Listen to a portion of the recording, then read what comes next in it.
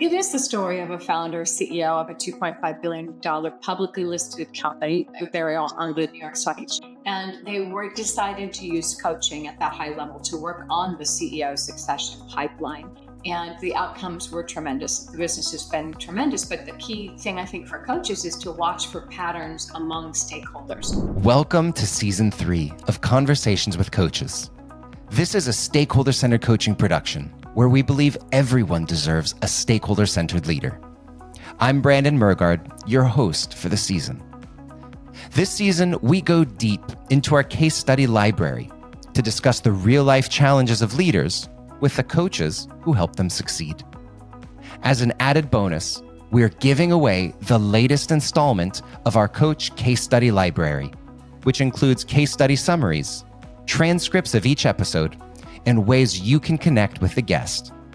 Get your copy today at mgscc.net/case-studies.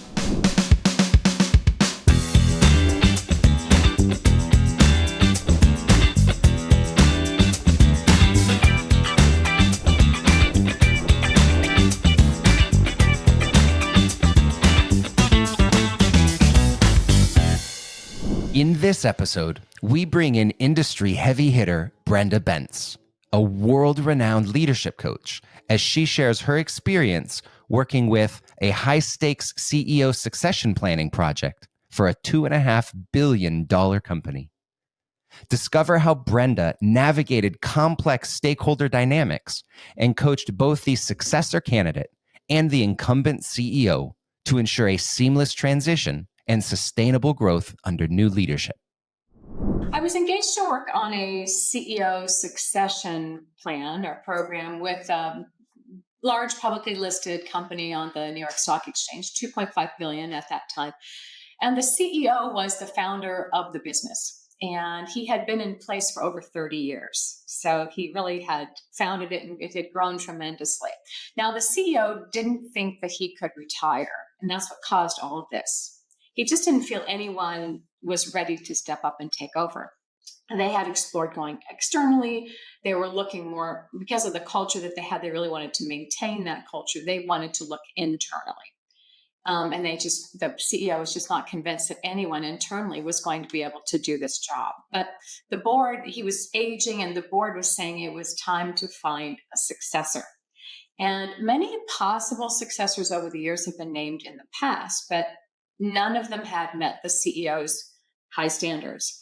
And all of those succession plans had just fallen by the wayside over the years. But it really was time, and the board was insisting they had to find the successor, and it had to be done reasonably soon.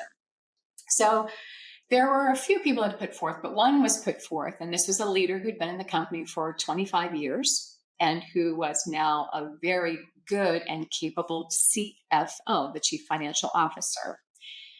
So I met with the the CFO for a trial session and had a great conversation. Now, just for context, this was a woman in a very male-dominated industry, And so there were some things that came out of that trial session. She decided she wanted to work with me. I said, yes, let's do this. It feels like a good fit. And so then we moved into the process of identifying what she might work on, what were the keys to working on. And we did that through stakeholder feedback. The feedback came back that there was 3 key areas she could focus on. One, because it was a male-dominated industry, she needed to strengthen her executive presence, especially when it came to communicating with these vast industry people and so forth.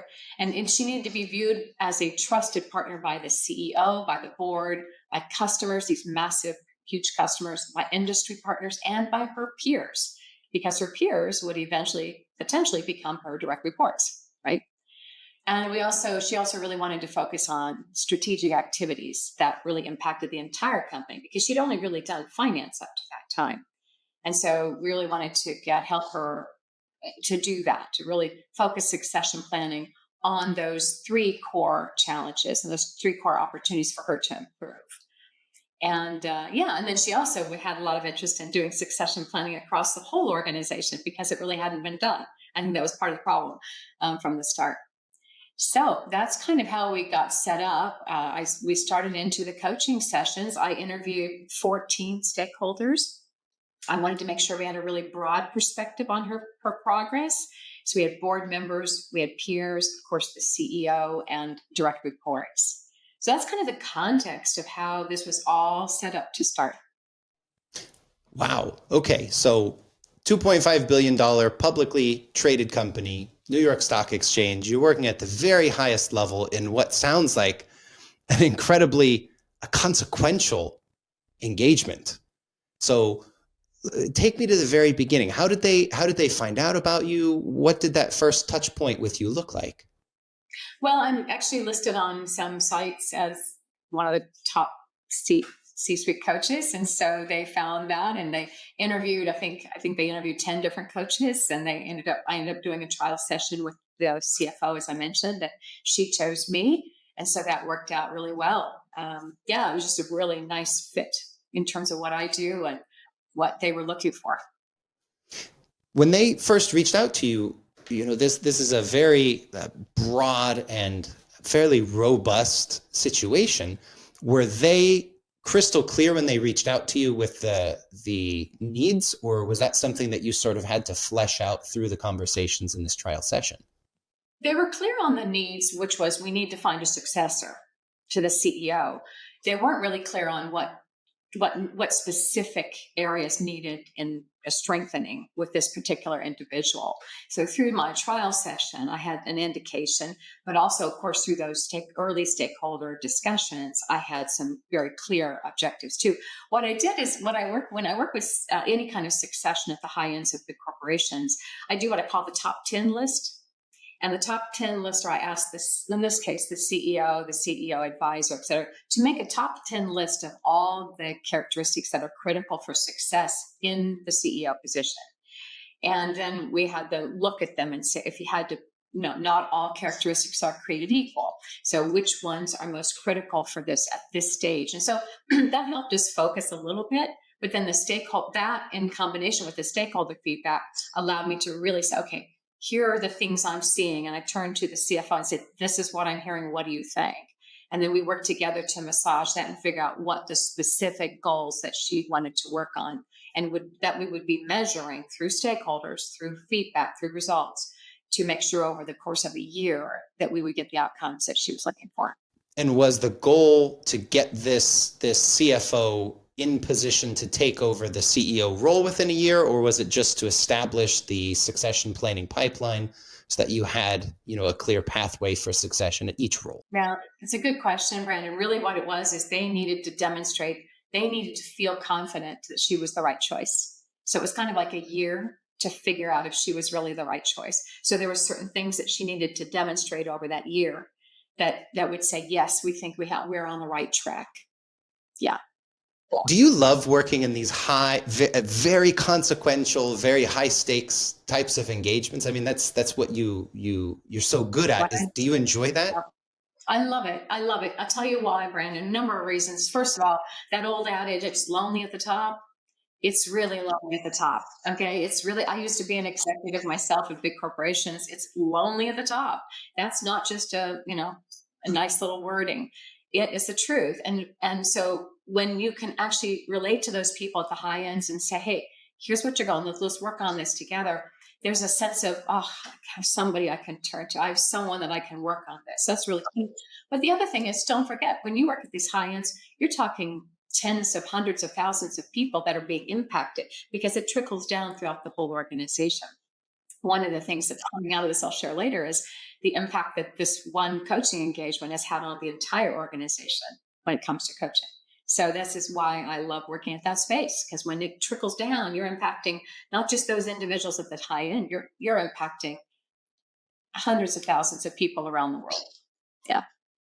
You're so good at it, and it's joyful for me to see people who have been able to match what they happen to be disproportionately talented at, well trained at, educated at, and actually put them in the environment to thrive. So I'm very eager to get into this. Tell me what that first conversation with the CFO was like. So you sit down with her, and what happens next?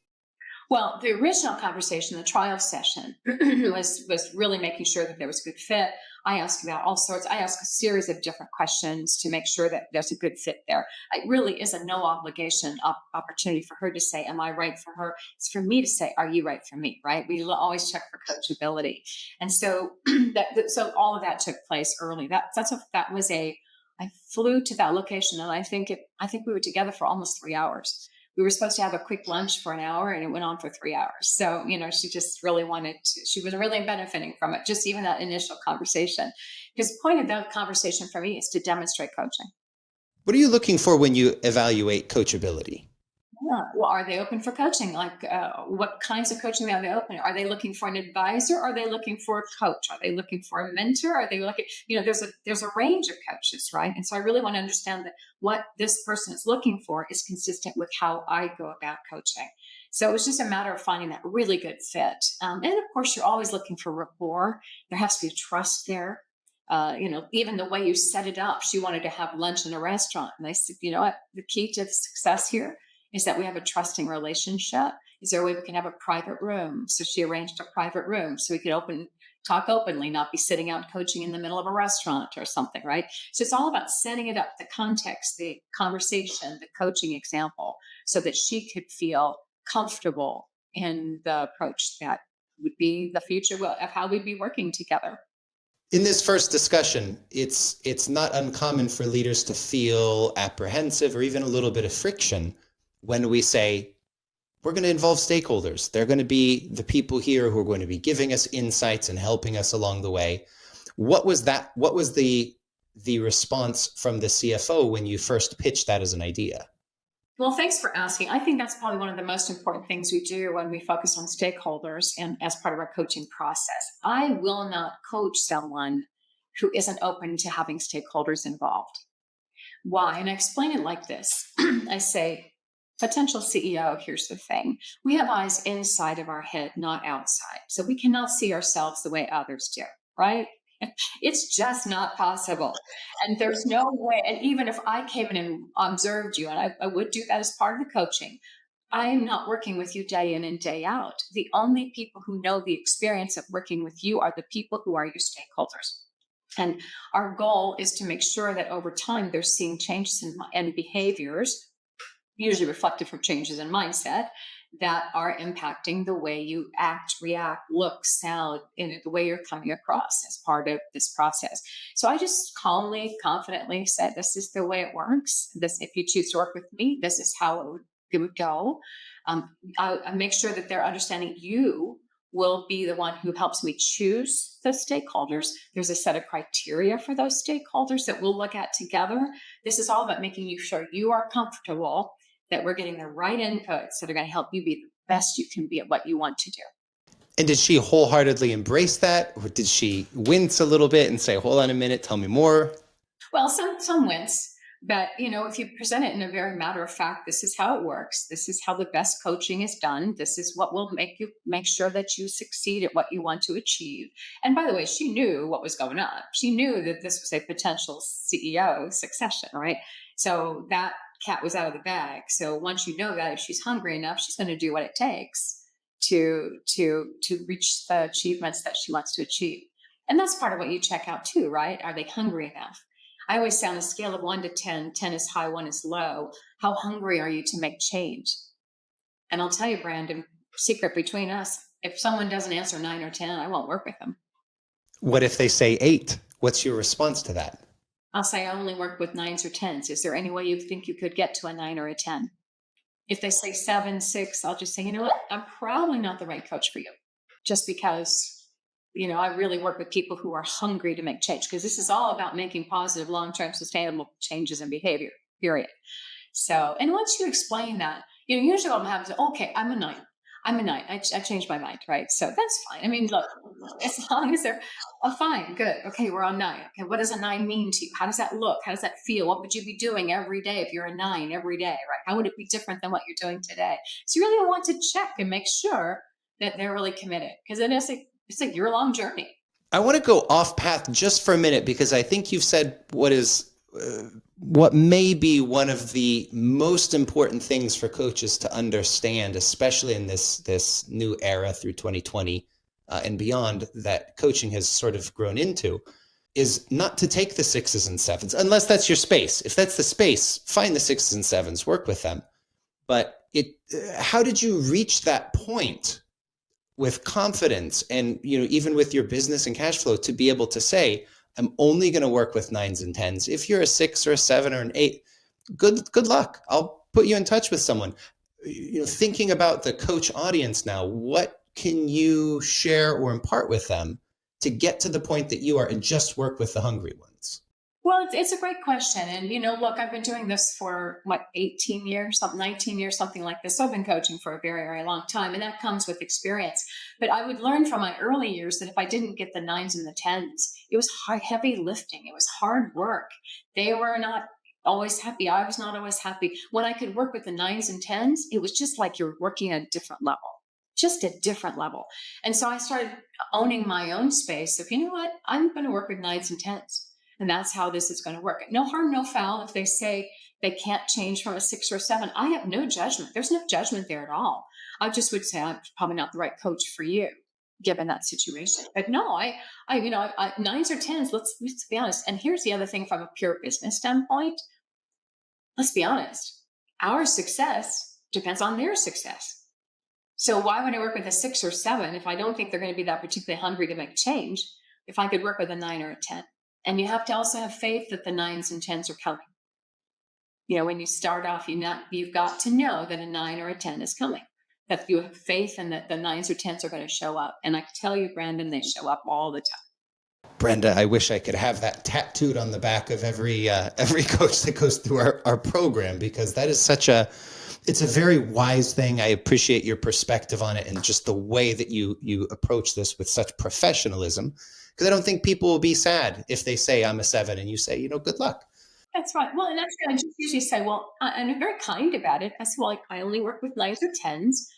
That's your choice. If there's any way you think you could get to that point, then feel free to reach out to me when it's time, because we had a wonderful conversation. It's just that I want to make sure, I want to work with the right people and you want to work with you don't want to put your time and energy into something that you're only half baked about anyway. So, and most of them are pretty, you're right. Maybe it's not the right time, and that's fine. But this woman was a 9 or a 10. I think she was a 10. I think she was an 11. 11. That's the ones you want. Well, okay, we're at the starting line. We know how you got here, what the conversation like, how you got the feedback. Walk us through this 12 months and tell us a bit about what you did. Sure. So I started working on communication, executive presence. We had defined specific goals. I'm a very goal-oriented coach. I've defined very specific goals, and we will measure them. We have a way of measurement. I use measurement to say, this is what success looks like and by when. Because if we don't put a deadline on it, it just becomes a dream, right? So you have to have a specific goal. What does success look like? How are we going to measure it? And who is going to be doing the measuring? So we're really, really clear from the very start.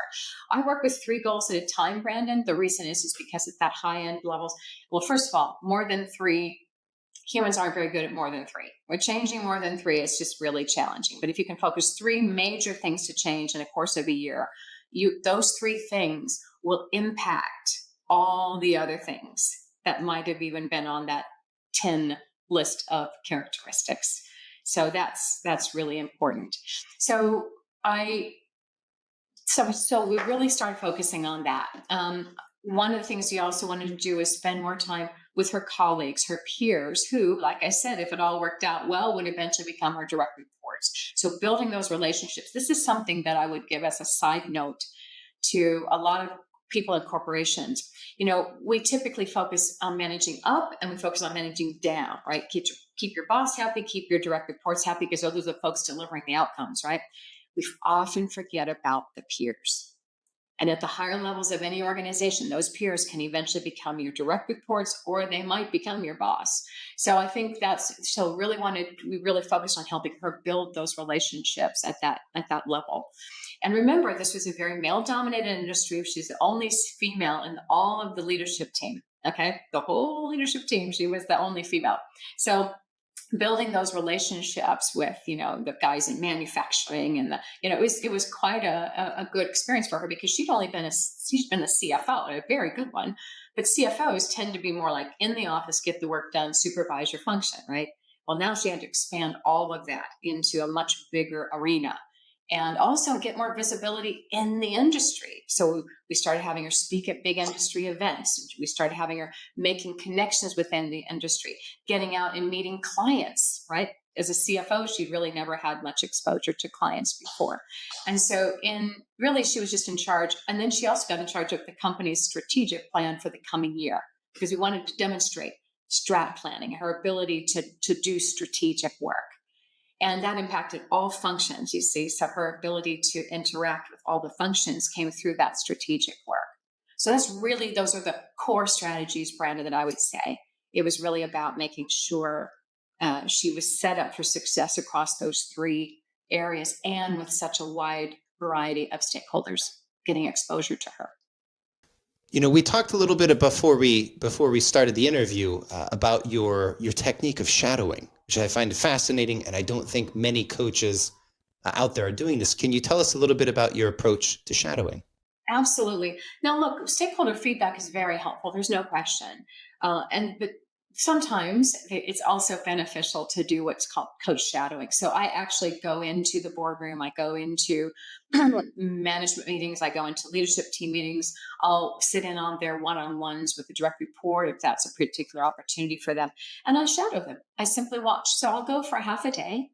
Usually about 2 to 3 hours in total. Usually we set them up in advance. So I'll work with the client and say, okay, I'm going to be there on this day from 9 in the morning till noon.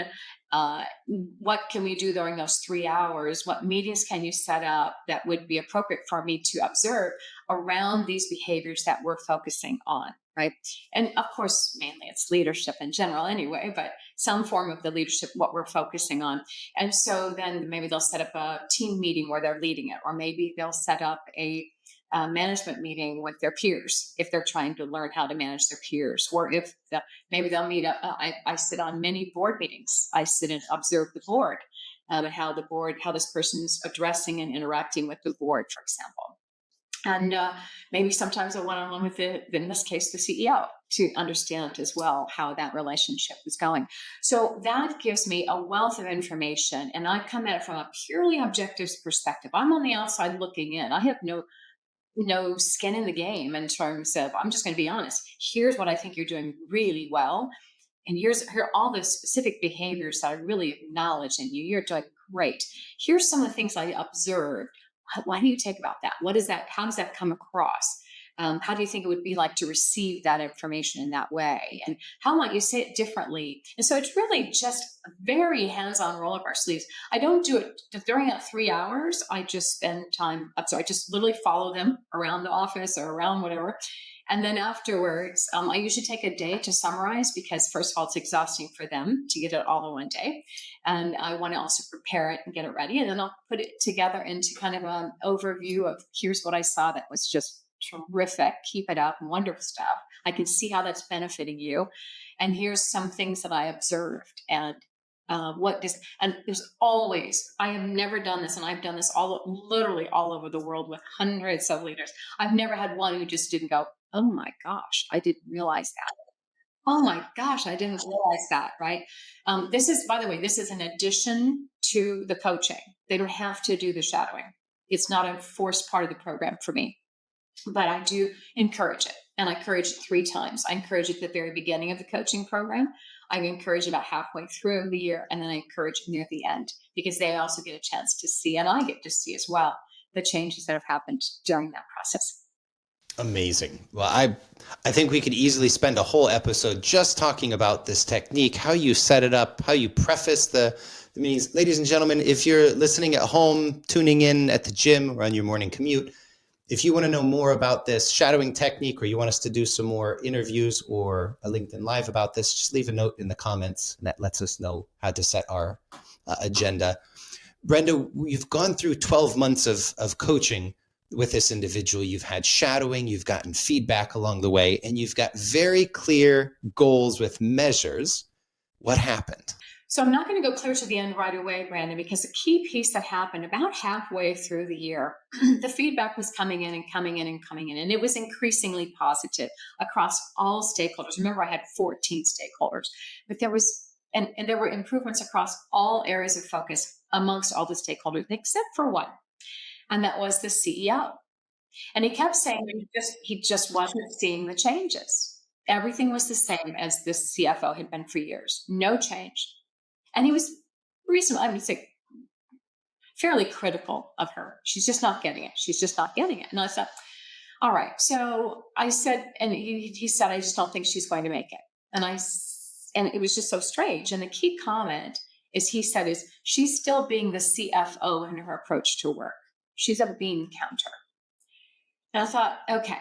So the rest of the stakeholders were seeing it very differently, and they were seeing improvements, and they were very happy with the outcome. So the CEO was increasingly convinced that the successor wasn't doing it. So I said, all right, after a number of these feedback rounds, it became clear to me that the issue wasn't with the successor.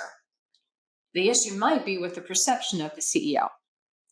So I set up a one-on-one meeting with him. I actually flew out to meet him. And I said, I shared the top line outcomes so far. I got permission from the client to make sure that she was fine sharing that. Absolutely. I didn't tell her that he saw her differently. That doesn't serve. So I shared the top line outcomes of the feedback so far. And the people were in general very positive that seeing her as a successor and making progress. And people kept saying she's got a great leadership. She's strategic. She's who I would love having running this company. People were offering that. But I said, your feedback is different. I had to have an conversation with him. And I just said to him, what do you think that's about? I'm really curious. And I would read some of the pieces of feedback, all anonymously, but I would read the feedback so he could hear what people were saying. And ultimately, he just had in his mind, Brandon, that she was a CFO. And for 25 years, she had been finance. So he kept looking at her as a CFO. So he was looking for behaviors that were CFO behaviors. What you seek, you will get. What you see, you will get back. But she was seeing everything through the lens of numbers, he said, not people. And I wasn't seeing that. Other people weren't seeing that. So I pointed this out to him, and very objectively, curiously, and I said, I can see why you might see her that way because you've had so many years of her being the CFO. And I said, to what extent are you open to seeing her in a different light? Because it's going to be key for success in this process that you can see her in a different light. And based on others' perspectives, she's exhibiting behaviors that would indicate that she does have what it takes. And that included, board members were saying this too. And I was shadowing her. I was seeing good progress. I shared all of this with him. She was thinking strategically. She was thinking big picture. And he sat there and he reflected. And he said, well, Brenda, you've coached so many CEOs, so many successors at this level. Do you think she has what it takes? Now, here's the thing, Brandon. It's not my business to say yes or no. It is not my job, right? And I said, here's the thing. I'm an outside objector, and I want you objective outsider, and I want you to remember that. What I can say to you, CEO, is that what I am seeing, what I am hearing do indicate there are behaviors that would work at a higher level with broader strategic capabilities. I named a few characters, stayed as objective as possible. I'm not in this about me, right? It's about making sure that this company gets the right outcomes. There's a few characteristics that are specifically being called out. She's becoming a stronger thinker, stronger leadership among her peers in the industry, demonstrating bigger picture thinking, et cetera. I shared all of this, right? And what ended up happening, Brandon, is I ended up coaching the CEO on how to shift his own perspective, because he realized that he really was the stumbling block. And what it came down to, I had him focus on what she was doing right, but I also had him help him to change his mind. And what came out of it really, and I honor this, I understand, he didn't really want to let go of the reins. It didn't matter who the potential successor was. And that tough conversation that I had with him that day in his office with the incumbent CEO was really the turning point for the whole engagement. When he started looking for what she really was doing well. And honestly, within a very short time, the year went by, the board was thrilled. She was promoted to COO, then she was promoted to president and COO, and then the board officially named her as CEO just not too long ago. So the business under her leadership has done extraordinarily well. In fact, it's on track to double in the next year. And what's been really fun for me is that because of that positive experience that the CFO, eventual CEO had, the new one, she has implemented coaching throughout the whole organization. And that's happening at all levels of the organization now because she realized what an impactful experience that was. Yeah. Amazing. Such a riveting story. It's so good to see. Coaches as professional as you navigate such difficult waters. That conversation with the CEO could go any which direction. Yeah. Any which direction. Your approach was so wise. Mm-hmm. You have to get out of your ego. It's not about ego. I'm there to support that organization. That's what they've engaged me for. It's not you versus me. It's about what's the right thing to do for the organization. And when you can rise up out of that into that space, it's great. I remember when I first started working with this person, with this CEO, he sat me down when the client had decided that she wanted me for the coach. He pulled me and sat me in his office. The very first time we met, he said, "I want you to understand, you work for the board, you work for the company, you work for me, you don't work for her." And that was another tough conversation I had to say. I said, "I understand that, but I also know that I need to have trust with her. And to have trust with her, that means that there are going to be times when you're going to ask me questions that I cannot answer. What I'll do is I'll go back to her and make sure she's comfortable with the answer I'm going to answer. Because if I lose that trust with her, then the whole thing breaks." And he was like, "Okay." And it was funny because there was a CEO advisor in the room at the time, and the CEO advisor later, when the CEO left, she said, "I've never seen anybody talk to him like that." I said, "Well, sometimes you need to have those kind of conversations, right?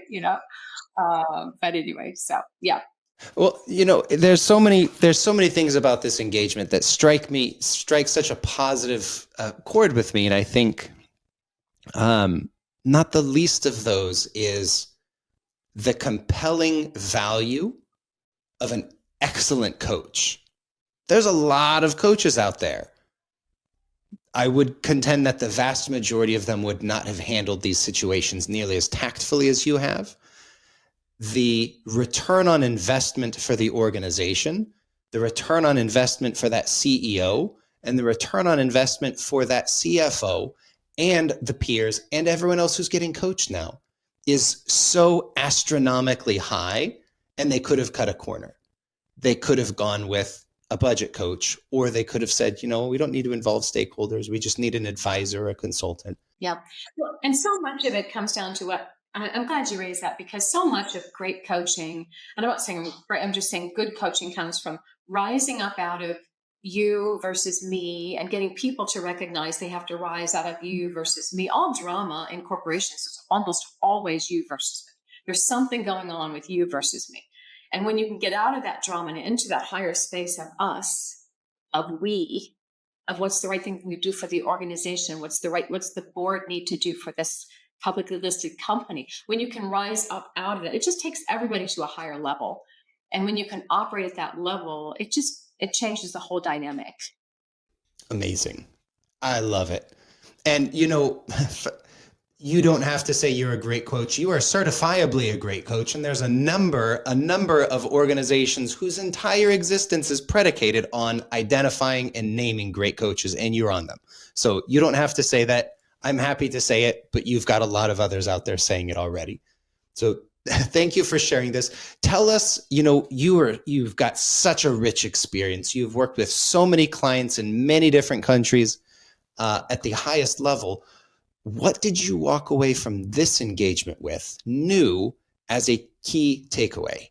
Yeah, well, I think, and this counts for all coaches, I think, we have to watch for patterns, not just with the client, but with stakeholders too. Are there outliers in the feedback? If so, just get curious about that, explore it. There's no right or wrong, good or bad. It's just looking at it from a perspective, interesting. So these people are saying this, but this person's saying that. And here's what happens often, Brenda. I hear this so much. And I will say, particularly if I work in Asia, and that's true globally too. often stakeholders will come back, the feedback will come back. And what happens is they say, okay, but what did the boss say? Because that's going to matter the most. And you can't go there. You have to say, no, this person needs to be really, okay, I understand the board wants this. I get that. But if they can't, this person, this coaching client can't improve on all the things that 9 other people are saying, it's going to have an opportunity cost there, right? So you have to push back, and all stakeholders are created equal. And that was, in this case, probably one of the most important stakeholders in this whole engagement wasn't on board. You just couldn't get there. So remembering that stakeholders are human, they have preconceived biases just like everyone else. And it's key to get their buy-in from the very start, because their willingness to see the client in a different light, their willingness to see the person being coached in a different light is going to be foundational. So really, and I had set him up for that, by the way. I had from the very start said, it's going to be key that you look at this person with a different perspective. But he hadn't stuck because he had that belief in himself. He didn't want to let go. And that was stronger than any belief that he might have about how well she was doing. So if sometimes you have to coach stakeholders to help them explore their own biases. On a rare occasion, it doesn't happen that often. But the point is, stakeholders are human too. There is somewhere out there an organization who is facing a similar set of challenges, or who may be, teetering right on that fulcrum that's going to tip the wrong direction. And they're thinking, maybe coaching is the way to go. I'm not really sure. What advice would you have for that organization out there right now with a question mark hovering over their head about whether coaching is right for them? Right. Well, what is coaching about? Coaching is about helping people achieve long-term, sustainable, positive changes in behavior, right? Ultimately, it has to be about helping people move from where they are to where they want to be. It's really, that's the definition of the original definition of coach, right? It was about a coach and 4. You had a coach and 4 horses. The coach would take you from where you are to where you want to be, right? That's what coaching is. And so it really is about helping them say, you can get that, you can have that process. We often think that they can just manage it themselves, but there's such advantage, such a benefit to having an objective outsider come in, step in, help them see things through the eyes that, like I said, we have eyes inside, not outside. You can't look back at yourself, and help them all to see how that would progress the organization as a whole. And it's just really about accepting that coaching is now, I've been in this business so long now, Brandon, that when I first started coaching, it was like, don't tell anybody, he's got a coach, right? It was so much like that. And now today it's like, hey, Brenda Bence is my coach, woohoo! People are just shouting. It's fantastic, right? How it's changed. I have a coach. The company is giving me a coach. This is fantastic. That's changed. And by the way, my hats off to Marshall for that, because I think Marshall is absolutely one of the forerunners of that. He really stepped out and said, this is what coaching can be. And I think that's foundational. And now it's really globally, he's really made a global difference in that outcome. But the point I have is, this is a new leadership, not new. This is a foundationally successful, proven successful leadership development process.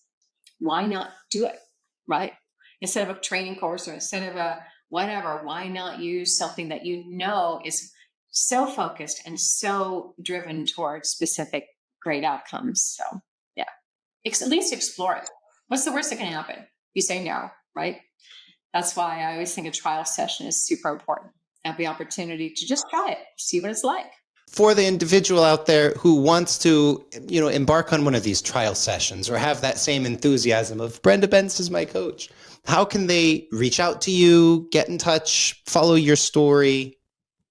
Sure. Yeah. So there's many ways. I'm on all the social media, but the thing I would encourage, probably come to the website, visit the website. The second thing is LinkedIn, reasonable following there. And I do a lot of posting on lessons from the C-suite and lessons in coaching and leadership. And so that would be a fun place to engage. And yeah.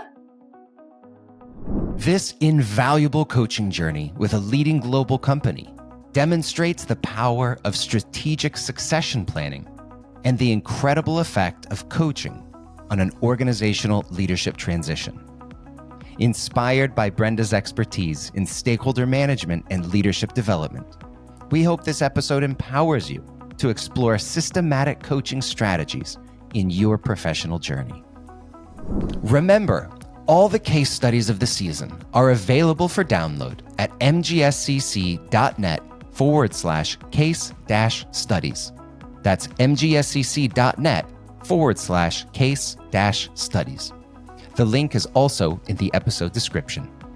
And if you'd like to better understand the foundations of leveraging stakeholders and measuring results in your coaching, then join the free training program, Foundations of Stakeholder-Centered Coaching, where we share the philosophies and frameworks that guarantee improved leadership in 12 months or less.